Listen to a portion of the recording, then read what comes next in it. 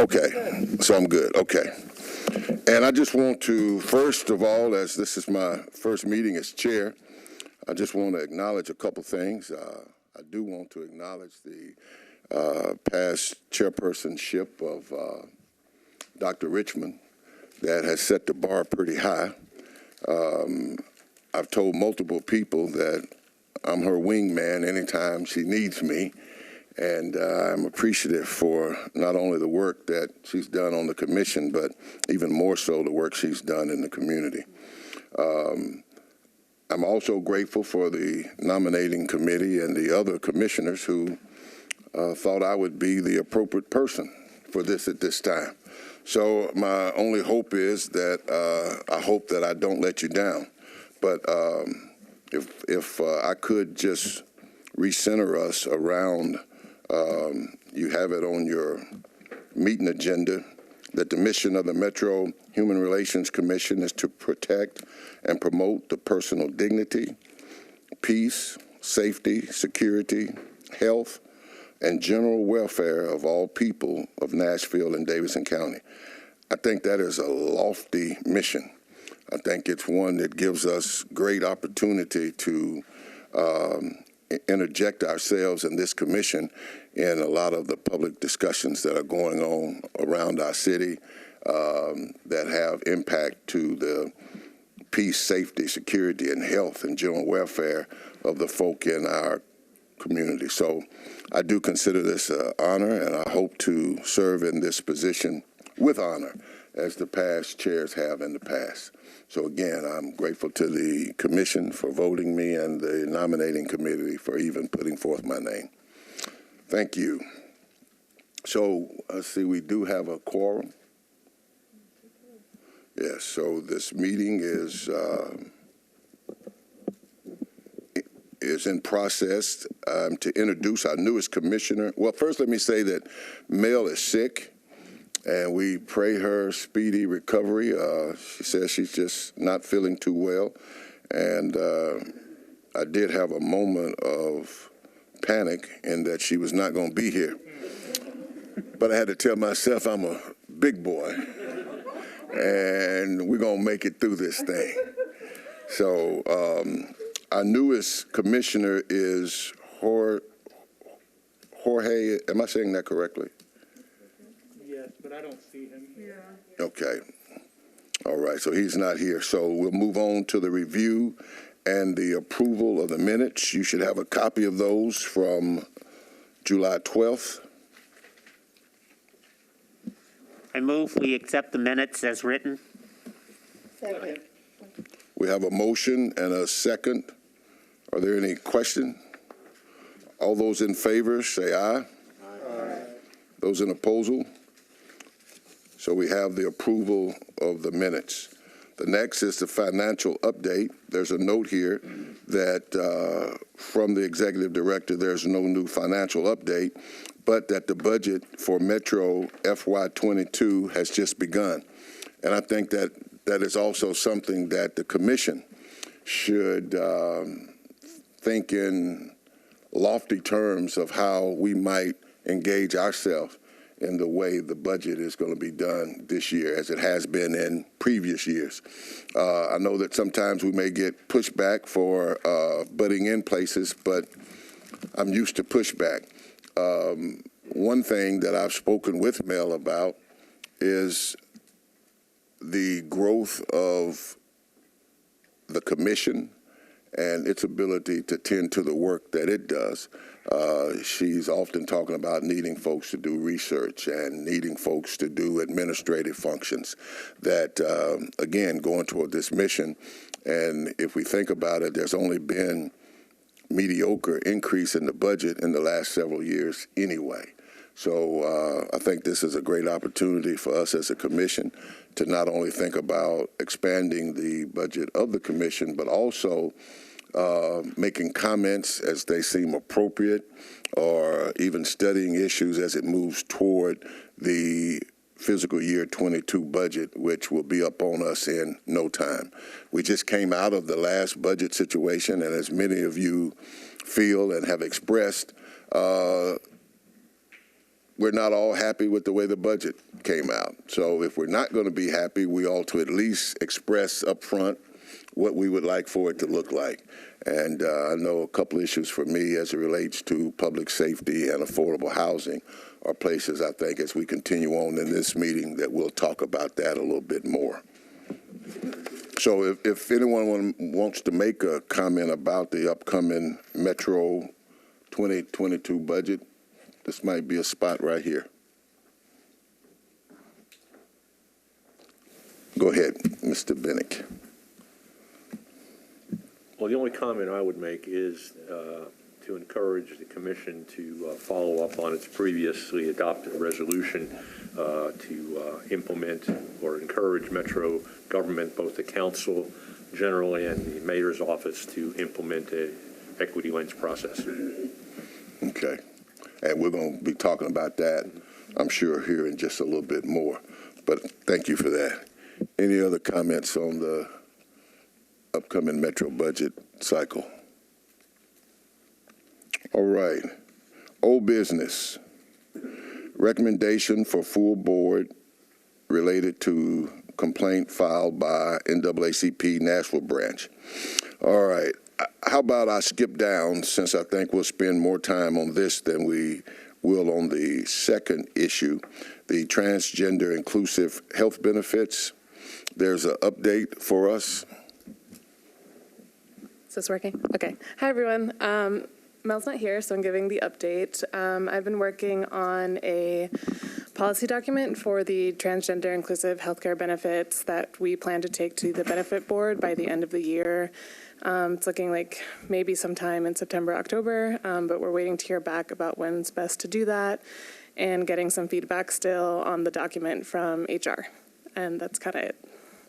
If you have any questions, I can try to answer those. Yes. Yeah, I just have one comment. When the mayor's office had previously sent them the Memphis policy, and I pointed out one particular sentence in there that was very troubling, that we did not want to cite the Memphis one, that it would require supervisors to approve the exercising of those benefits, and I felt that that was not the place of a supervisor. And so I noticed recently when collecting that information, they said, don't forget Memphis. And I'm like, you can forget Memphis, right, as far as I'm concerned. Yes. So through my research, looking at the other scorecards that the Human Rights Campaign put out, I'm not going to include Memphis. Their score was actually very low for a couple other things. So I'm going to add Atlanta and Austin, but I'm not going to add Memphis. Thank you. Anyone else? And how close are we to taking it to the benefits Yes. board? Probably a month or two. Okay. The document's almost done, but we need to see what's on their agenda in the upcoming meetings and see when is best. We also are reaching out to people who might want to speak at the meeting on behalf of other employees within their department that would really benefit from this change. So we're giving them some time to sort of gather those people that would want to speak at the benefit board meeting. Okay. Dr. Richmond, are you going to speak on behalf of the commission? I'm more than willing to at this point, since we haven't set up a date, but I've been working on this for, well, for quite a while. 6 or 7 years. Yes. It's dragged on for quite a while, but yeah, I'm prepared to. If it so in your planning and scheduling or whatever, that Dr. Yes. Richmond would be the representative from the commission to speak. Definitely. All right. Okay. Any other questions? All right. Thank you. Recommendations for full board related to the complaint filed by the NAACP. We, being the executive committee, met last week, I believe it was, to discuss, and I may need you to come back because I was told that you have a great memory also.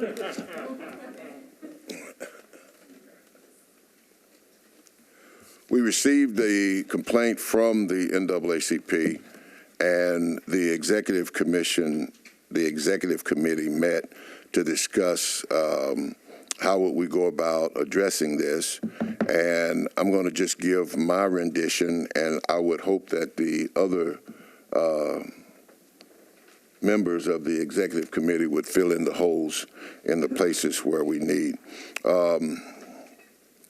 What we ultimately came away with was a series of 4 different public hearings, even if that's not what we ultimately call them, but 4 public forums to talk around the larger idea of public safety, but to address affordable housing.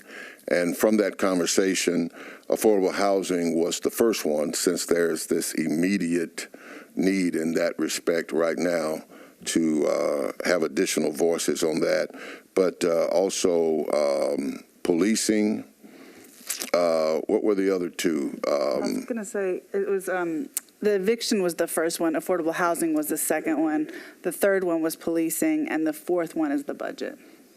But all of them have a budget intention in them, along with others. So it's going to be an open conversation, but obviously we want to sort of have some tangible asks, not demands, towards the end of each discussion, and one of them, ideally, or a couple of them being around the budget, and then formalizing that in the fourth one, which would be around November, December, which would seg pretty well, sorry to interrupt, which would seg really well with the mayor's budget process. So this is in advance of anything of like going to the council. This is like when the process is actually internal in the mayor's office, so that we're getting a head start on that and really trying to influence it at the creation state instead of after it's sort of been through a bunch of rubber stamps already.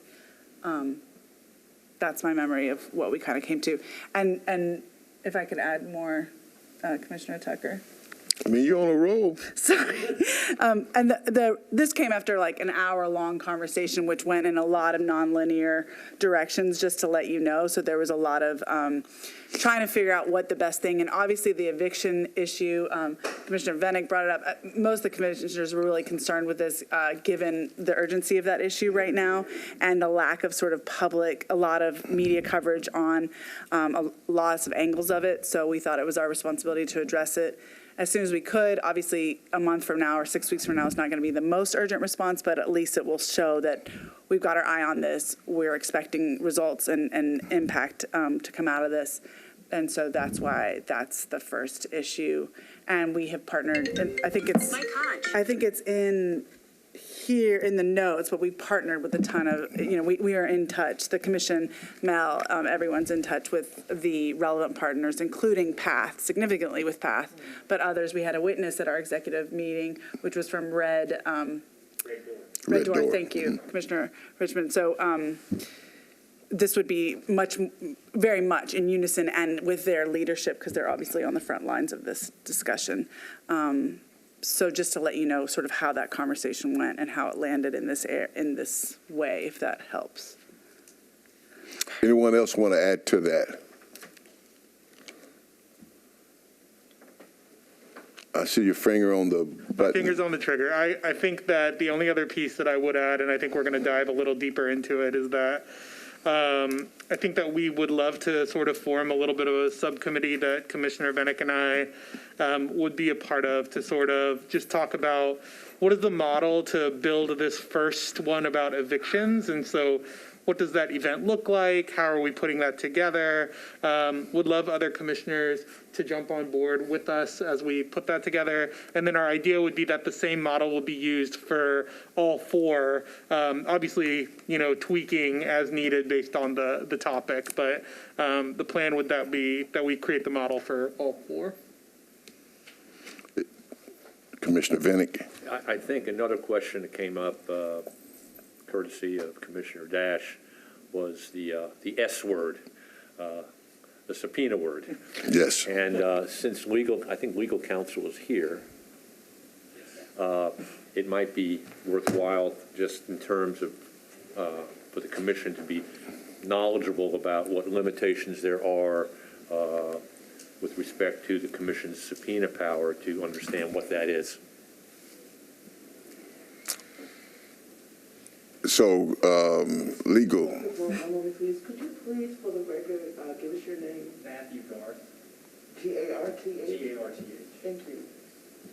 And really quickly, I just want to add other piece. While we were interested in knowing what those are, our idea was that as we don't have full knowledge of our power or legal ramifications in that, we are planning to put this model together without having to hit the subpoena button, as we say. That's sort of the idea, but we do need full knowledge of that at some point. And so I think that, that's kind of why it came up. And so I guess from the commission, Mr. Garth, we'd rather have that sooner rather than later. We've all read it, and for some it reads as though it's an individual that filed a complaint, but we just want to know in layman's terms when, where, and how can we use that subpoena thing? Is that something that you can speak to right now, or do you need to research that? It was something that I would definitely need to research, and I apologize to Derek Smith, who's normally the attorney that he got caught up in some emergency related matters at the mayor's office regarding COVID, so he wasn't able to attend today. Attending here for him. But that's certainly something that I would have to look and research into a little bit. But that is something that we can definitely get his response on. Okay, and I guess my next request would be, could you get us a response before the next meeting and give it to mail so that she could send it out to everyone? Okay. All right. Thank you very much, Mr. Garth. Mr. Chair. Just a question for clarification. I'm thinking that we are responding to the document, the dated July 13. Yes. And so I'm raising the possibility of moving the policing conversation a little higher. I know that you all met. I'm concerned that maybe we're not answering directly what this complaint was about. And if I'm wrong, please tell me. All of the other things that we talked about, housing, and those are very important. I want to make sure that we're seen as responding to the complaint that was given to us. So I'd like to hear more about how we came up with this four-pronged approach, just for clarification for me. Well, I'll try to recall some of that, and again, add in and fill in the blanks.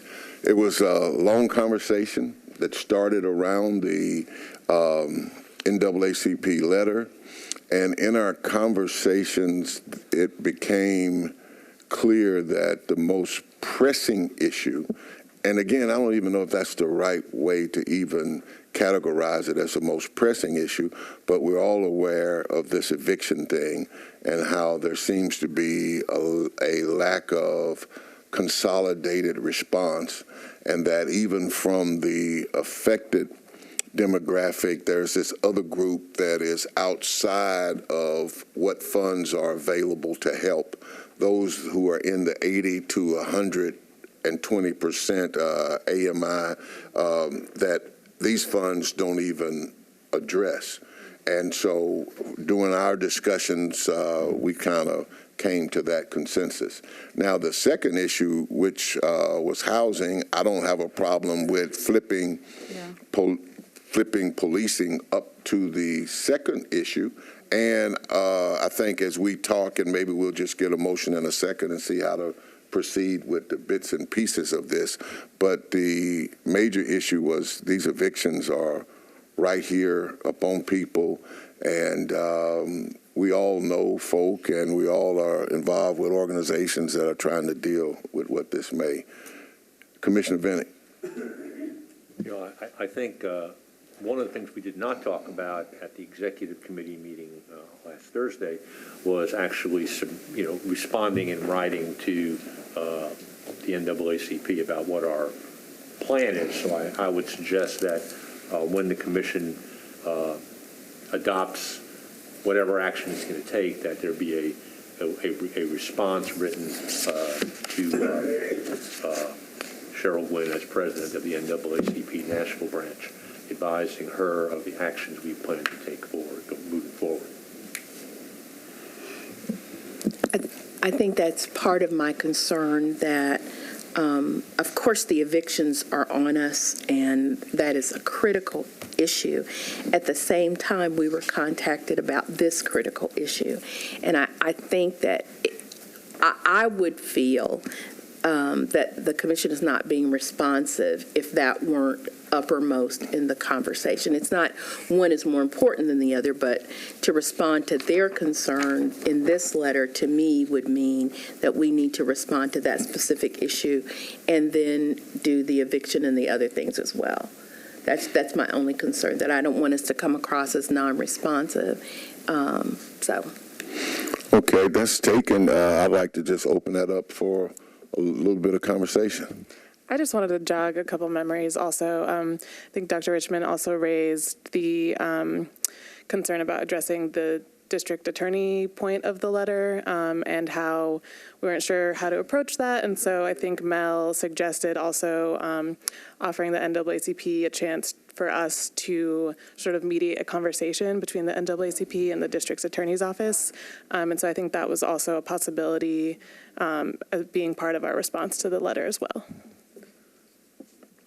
I think one thing we could do, because I think you're dead on about that, is move it up, like you said, to the October event, and hopefully that's close enough. And then I don't have the letter in front of me, but I remember there's an HR and recruiting issue that they really want addressed.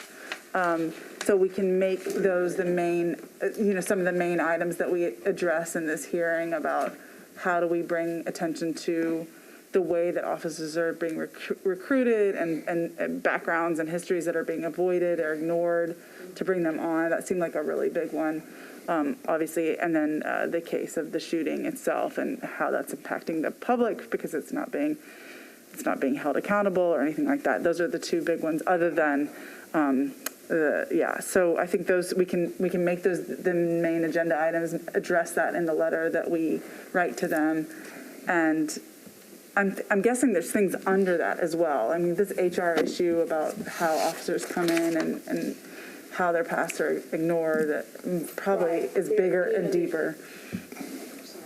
Yeah, there's a concern here about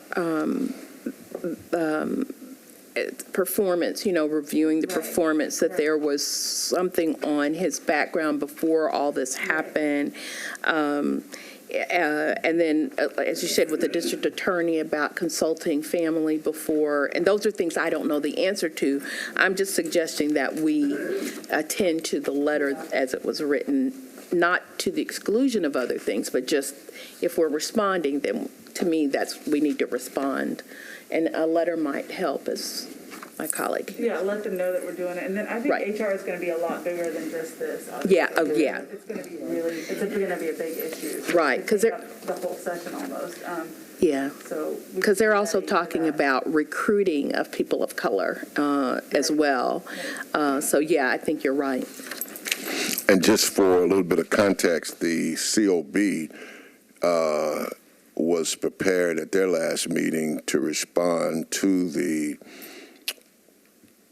police department's response to the 11 recommendations. Yes. But they put that off on their last agenda. So I think that we also kind of, if we're going to come alongside the COB to be able to support them, that we kind of need to see how they're going to address that. Yes. Thank you. Just a clarifying question. What were the four discussions going to be? The four, I feel like you mentioned two of them, but. Evictions, housing, policing, and the budget. Budget. Perfect. Thank you. And I'll just add, first off, I think it does make sense to, because I think we said in order, evictions, housing, policing, budget. Hearing what my colleague said, it probably makes sense to flip the policing and affordable housing. So the urgency of evictions still gets addressed. We get to, plus I think policing is going to take a little bit longer for us to create curriculum and move that forward anyway. So feels like we flip those two.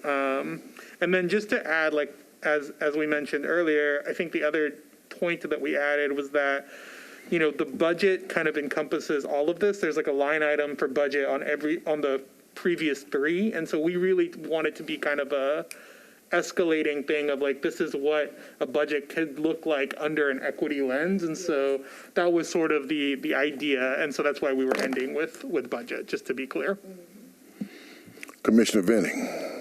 And I think one of the things we did talk about, and I think it was made referenced by Commissioner Abel-Pazley, is that there is overlapping. There's jurisdiction by the COB over policing, and we need to be mindful of that, not subvert or insert ourselves into that process without careful consultation with them. We don't want to get crosswise with a sister commission.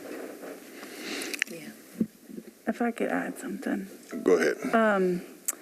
The other thing I wanted to bring up is that in the budget conversation, since so much of the debate that I know of from the community is about policing, I think that budget will also be significantly, and we can mention that in the letter, will also have a significant component of this. And what's going to be interesting about this is that we'll talk about these general community issues, and then we'll, in the budget one, focus it quite a bit. But one thing I just wanted to bring up, and you asked about budget earlier, Commissioner Tucker, but I have been looking for places where this alternate policing has been working, because it helps to sort of get clear. Because last year it was like everyone was aspirationally going in that direction, right? And for a city like ours that, a city like ours, it's hard to prove that and so there's data coming out of Columbus, Ohio. I don't know if y'all saw that, it was just a few days ago.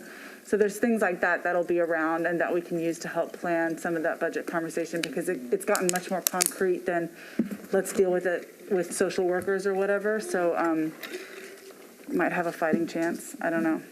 I wanted to just put that. There's more empirics this year than last. Any other comments around this? Because I think I kind of see a little process laying out here. First, I think, and I don't know if we need one or not, but a motion and a second that we provide a written response to the NAACP outlining how we plan to deal with the letter, but that we do a response to them.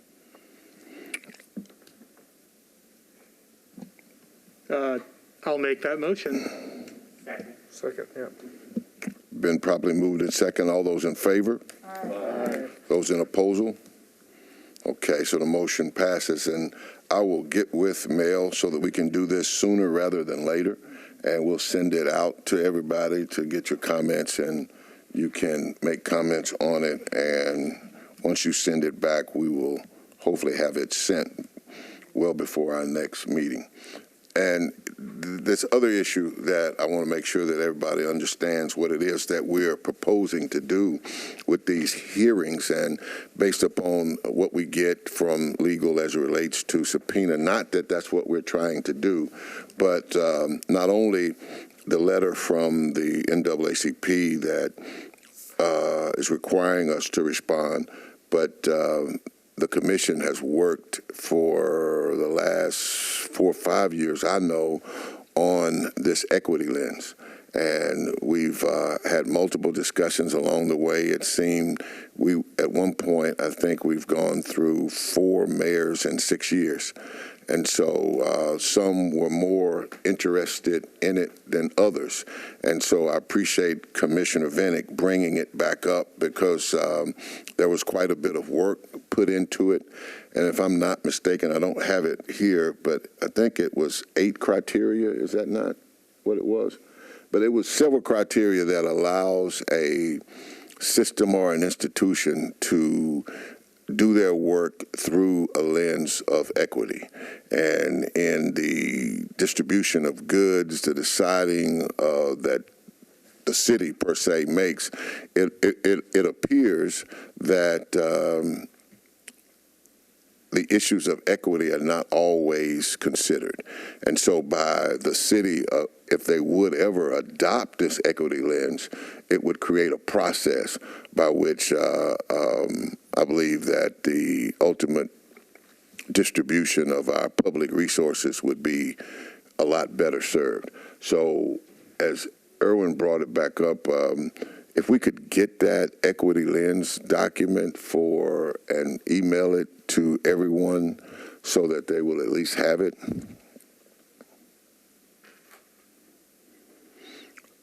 But as we were discussing in our emergency session, again, based upon the letter from the NAACP and some of our own questions that we brought up here as it relates to the mission of the Human Relations Commission, this is one way for us to get involved in what's going on by providing a public space to have conversations around what we broke down in these 4 areas, to be able to provide space for organizations and individuals to let their concerns be known, and for the commission to find a way in which to collate all of this information, and then in places where we can get data and reports, that we issue some type of report from each one of those. And so even as we are still trying to figure out what these hearings will look like, and I just, since we meet every month, to be able to move forward with this, trying to figure out what the first one is going to look like, and then making the others look like that, or being honest with ourselves and making those adjustments and changes and say, well, we messed this up on the first one and we'll do it like this on the second one. But if I can try to at least speak on behalf of the executive committee, I think we were in agreement that this was very important, but it was also appropriate for the commission, based on what our mission is, to be able to provide this space for folk who often feel that they don't have places for redress. And so by providing this space, if nothing else, we collect this information and we can give it to the institutional players, and based on our what authority we do have or don't have, that we at least did our part in trying to give amplification to these issues that keep coming up in our local civil discourse. I think, did I kind of get that, Brother Tran? I think so.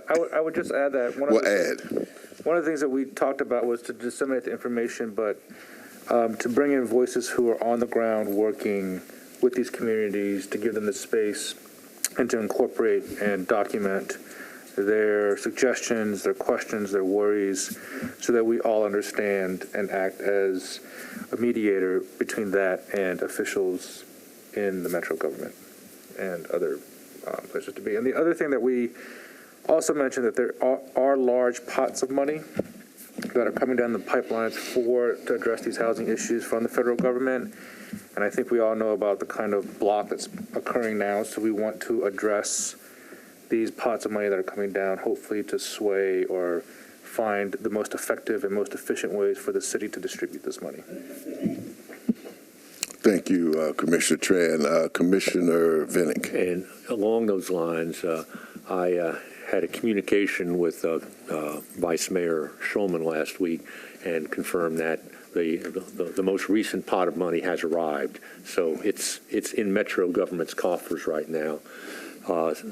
And although Commissioner Dash and I haven't sort of gotten together to play this out, I think that we need to make space for advocates and those who are being impacted by evictions. Mm-hmm. But I think we also need to have voices from decision makers as to what's really going on, both the mayor's office. I would love to hear from Judge Bell as far as what's happening in her court. Sarah Feigl with the Nashville Conflict Resolution Center, and perhaps a voice from the council as well would be worthwhile. Feels like we have gotten together. Well done. Barbara, did you get those names? Barbara, did you get those names? I will. Okay, well, I just wanted to make sure that in case Irwin needed to say that again, it sounded like he actually had that written down somewhere. So,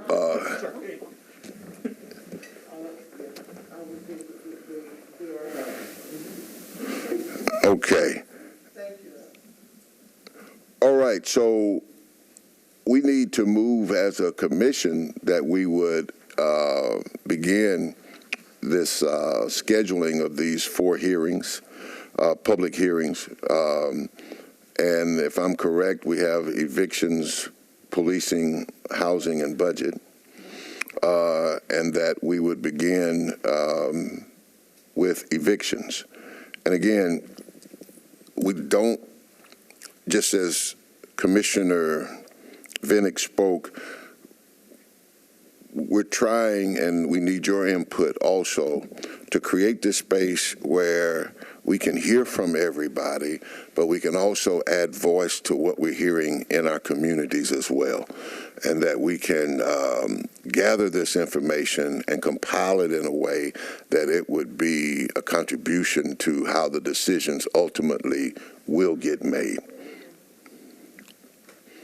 So before I ask for a motion, does anybody have any questions? And I know it sounds fragmented, again, as we're trying to put together this first one, but does anybody have any questions for clarification or what it is we're trying to do? I do. So one of mine was just going to be sort of a general process and approach question, and it sounds like we still are working through the details on that. So I guess I'd go and pivot to sort of a substantive question. These are big issues that have several different layers of nuance. So I wonder if we have any like sub areas to focus on in each one. So for the upcoming eviction, what's our goal as far as messaging? Are we hoping? What are we hoping to say and to who about the eviction issue? I mean, it's a national issue now since the relief ran over the weekend. So I think we're going to have a lot in the media about it, even more in the coming weeks. Just wondering what we're going to do to take it to the next level, and what we're going to tell these folks that they haven't heard yet. Well, I can take a shot at that, and then someone else can weigh in. I know 3 things for me. How is the city, as the government, what are they doing as the city with city resources? We all know, as you say, in the media, the impact of this. Even the funds that are currently available don't even address part of the impacted demographic. The funds that are now available are for those with 80% or less of the AMI. But we all know that there are groups of folks that are in the 80 to the 120% who there's not been anything done. And the city was on tap to receive $270-something million in additional COVID funds. And according to Commissioner Vinnick, Vice Mayor Schulman said that half of it is already here. So somebody's sitting somewhere deciding how those funds are going to get dispersed. So in this first hearing around evictions, I believe that the city can do something as it relates to that, particularly the affected group and the group that 80 to 120% who have been just left out there. That's one. 2, I think it wraps and ties on into the larger issue around housing that ultimately has to come up. That what are we doing toward that? Which would be a sub-piece of that. So those are a couple of my major issues. Pratik. And I would just add, one thing that we did talk about is that we're framing all of this as public safety and reclaiming it. So I think part of the messaging piece is that all 4 of these issues are around public safety, evictions, housing, policing. It's all I think we were tossing around the name of Nashville residents public safety, citizens public safety, something like that, where, I think public safety has been taken by government entities and used in a way that I think a lot of the city believes differently. And so I think that's sort of the message that we really want to push, that housing is safety, right? Keeping people in their houses keeps our city safer. So I think that's sort of the general theme that we're trying to push behind all 4. And then, as Commissioner Tucker said, we're going to obviously dive into those sub-messaging on each sort of topic, but I think the whole thing is wrapped around public safety. And our end game would it be to have the officials there? I guess that may be why the subpoena power is important, to ask them tough questions and put them on the spot, or are we just telling people stories? What do we want to leave with? Is it shock value? Do we want to tell the public and get them outraged, telling them stuff they didn't know? Just a little bit more. And I think we talked a lot around this, actually. So I'm glad you're asking, because we all take different angles and come with this with different perspectives for sure, which is very interesting, I think. And I think that Commissioner Vennick and Dash are going to meet and kind of hash this out a little bit more. But from what I understood and from the conversation, there are partners that are like in the courts, right? And they're seeing all these things, and they've got demands and they've got issues. They are very pinpointed on what they want to happen. They know, like, very clearly, we want this advisor to be in this court all the time. We want the mayor to do this, this, this. So those demands are very precise. I think that that's a place for them to voice that for sure with the officials there. So in some ways, we're kind of convening everyone in a way that the conversation has been very disjointed, if not muted in some rooms, in some places. So we're sort of trying to say, guess what? We're all listening to the same thing now, because it has felt, I think, that it's not being heard. So I think our role is just to bring everyone together and say, are we all now seeing and hearing the same thing? And then as outcomes, I don't think, from the vibe I get, I don't know if we're really interested in shock value so much as it is that there's no longer really an ability to sort of say no one's doing anything about it, because they're all having to listen and be active in this conversation, because there has been a lack of statements or action, particularly from the officials' part. So we'd like to kind of nudge that, even in a statement, ideally in an action that would result, if it hadn't by then already, you know. Commissioner Vennick. Yeah, just to amplify that, I'm really not interested in shock value. I'm interested in seeing actions taken as a result of what we learned. You know, for example, my understanding is that the Metro Finance Department has issued an RFP for some sort of equipment to help the Metro Action Commission, you know, process applications better. Well, you know, if anybody's familiar with the RFP process in Metro, you know, it can be who knows how many months until that's actually acted upon.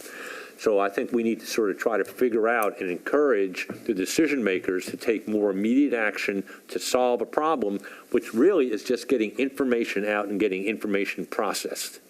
You know, the whole process now for people applying for eviction or HOPE funds relies on computers. Well, most of the people, or a good number of the people who are needing these funds, don't have access to computers. So what's the game plan? You know, how is this going to be, activated in a way that this money that Metro has can get to the people who need it so they can stay in their homes? And again, just to highlight what Commissioner Dash and what we talked about is we look at public safety as policing and fire. And we want to expand that into these areas, and because they are public safety issues, and hopefully to bring awareness to not only the council but to the public in general that we ought to see these issues as public safety issues. And if we saw them as public safety issues, would we deal with them in the way we currently deal with the issues we see as public safety? If housing was a legitimate public safety issue as policing is, would not they have funded the Barnes Fund or something in a much more aggressive level than they did the police department? Because they affect the community in what makes up public safety. And evictions, when you're talking about families, that's a public safety issue. And again, we don't typically look at that. That's because that framework or that rubric is normally set by those who control the processes. And so we want to challenge that. We want to push that. I know I would like for us to push that, to expand this idea of what is public safety, in that they make neighborhoods safer. Quality housing makes neighborhoods safer. Folk who have the ability to deal with their basic needs, it makes communities safer. So how do we expand that more than it being police and bullets? If I add, I mean, part of the reason why we focus on public safety is because the term public safety is often used to justify the clearing of encampments. Right, so with the Brookmead location and so forth, it's typically, we have to clear this area for public safety. And so to kind of take the term back and to understand that those who are unhoused are also part of the public and they deserve safety as well. So that, I think that would be the ultimate goal, is to kind of flip that narrative that has been used. I have a comment. Yes, sir. Back to the only thing I'm really qualified for is legal stuff.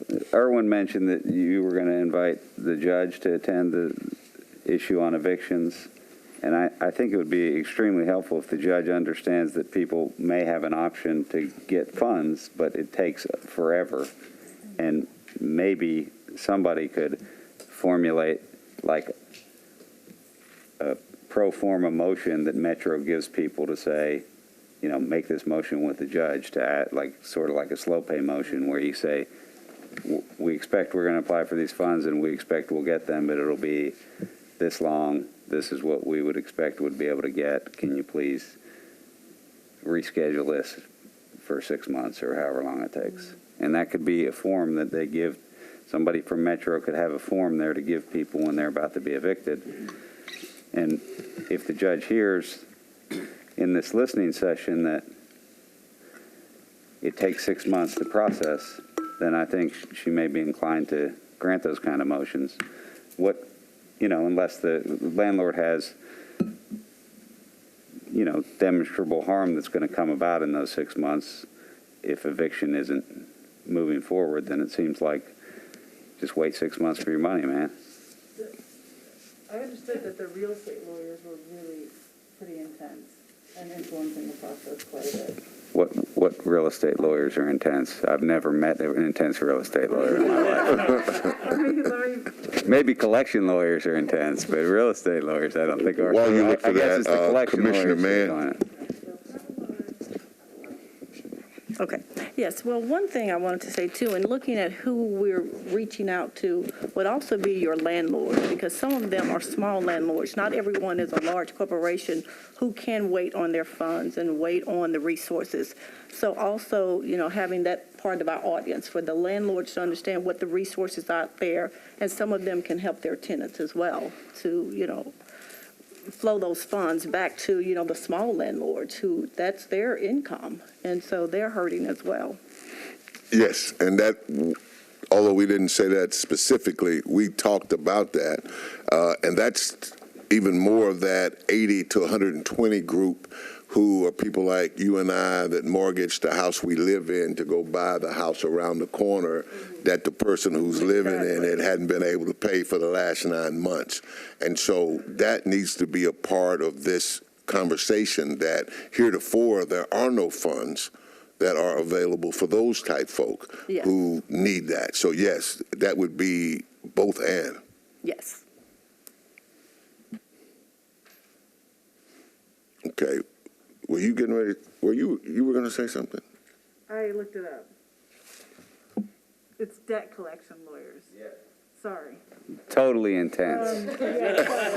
Aggressive debt collection lawyers that are pressuring both tenant and landlords to evict, and mostly the courts are letting them get away with it. Because nobody has drafted a well-thought motion for Metro to hit it. I'm not the person to do it, but there's 2 other lawyers here at least that could probably do it. That's interesting. Okay. So I'd like to move for a motion, and let me take a risk at trying to say what I'm trying to say. Help me out, Dr. Richmond. That we would hold 4 public/hearing listening sessions around these 4 areas, beginning with evictions to start next month. Is that not correct? Now, if you ask me to say that again,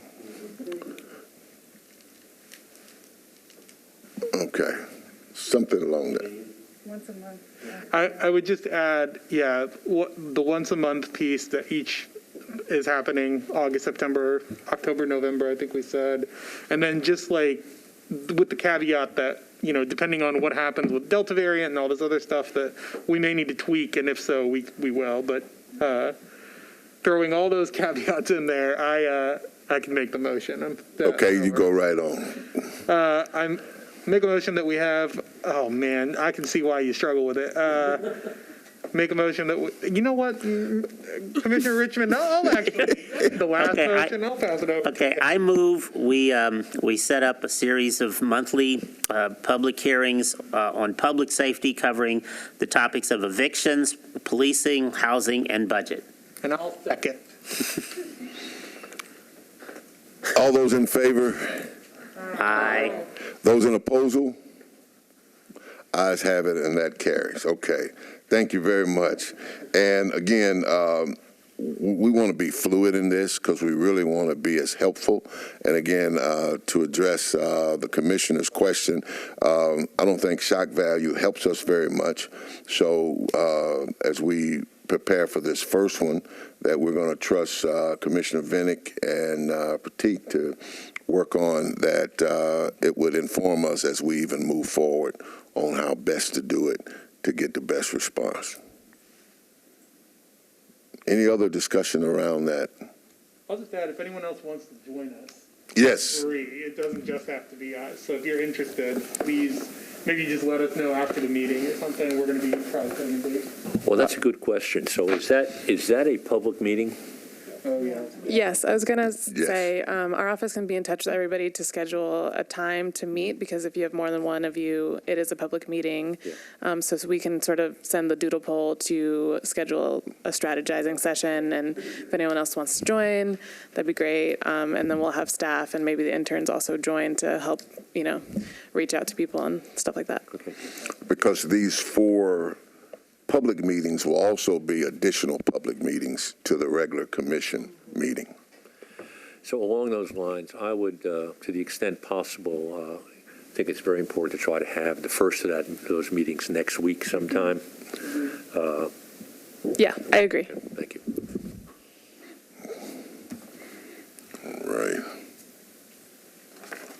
All right, we're moving on pretty quick here. And there is no new business. Mr. Chairman. Yes. Before we were starting, a couple of us were just chatting, and perhaps Mr. Garth can help with this one. The governor just issued a new emergency declaration through the end of the month, but it was very vague, and we weren't sure how that affects us or the rest of Metro, and perhaps does Metro Legal have any clarification or any advice on how we're supposed to go forward over the next month under this? I haven't actually taken a look at that executive order, but I would be happy to advise further. Okay, because that might affect a public hearing. Yeah. Us even meeting here today. Everybody download WebEx again, just in case. All right. Here we would normally have the director's report, and she is not here tonight. Says you may have noticed the candle in the room. This light reflects the light that you, as commissioners, bring to this space in the form of your vision, expertise, advocacy, and passion to promote and protect the personal dignity of all people in Nashville and Davidson County. I guess this is a note from Mel in her absence to inspire us. Okay. Thank you, Mel. Are there any other issues or discussions that I see your finger on the button there, Commissioner Vinnick? Well, I don't have an item. I have an acknowledgement and a thank you to Commissioner Abel-Fazli for having a wonderful column in the paper, and she has become a regular columnist for the Tennessean and adds a very important voice. Appreciate that. Thanks, Mr. Vinnick. It was driving me crazy, so I had to write about it. But I think there are some interesting things developing, so that's, and I look forward to being able to talk about that hopefully in the future. And as we've done in the past, prior to the adjournment, we give way to announcements that individuals with the associations and coalitions that you may have, any announcements that you want to bring to our attention. I can do one. So Turk is having a big welcome home party on August 21st. It's going to be family friendly. We'll have bouncy houses and henna for kids. So if you have your kids and want to bring them, feel free. What day? August 21st, it's a Saturday, from 4 p.m. to 7 p.m. Come and go. It'll be outdoors for COVID, for COVID regulations and stuff. Hopefully I can see all of you there, and I will make sure that I email Mel so that way she can get you all the flyers and stuff.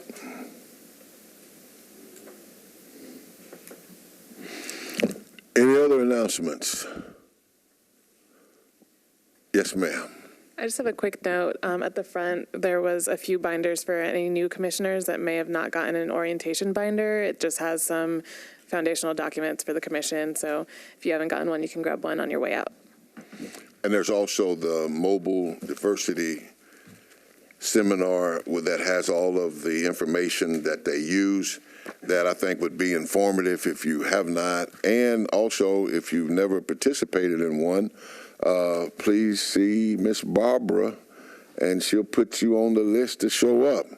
And even as we look at that and what that contributes to the training of the officers that ultimately take the street, that there was a lot of effort put forth by this commission over years to even get this added in. Yes, Commissioner Bennett. And since we're probably not going to meet as a commission again until mid-September, given the Labor Day is the first Monday, I just wanted to let the commission know that there has been a group of individuals working in Nashville to develop a voluntary living wage certification program for businesses. And the official rollout of that's going to be at the Labor Day picnic that is hosted by SEIU on September 4th.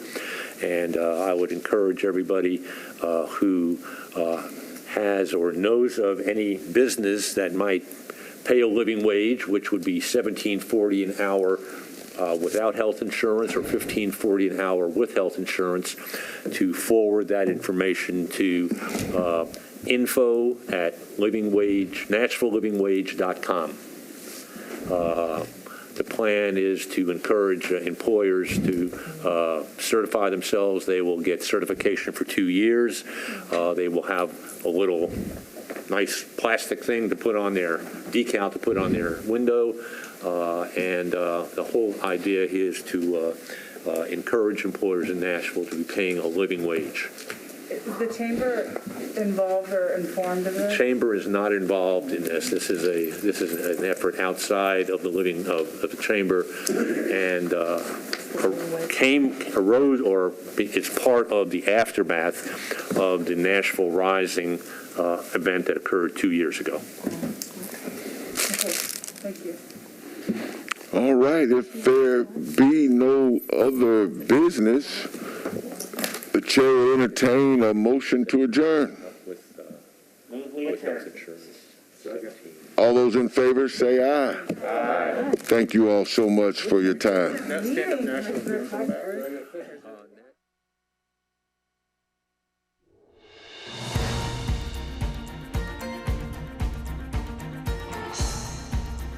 This has been a service of the Metro Nashville Network.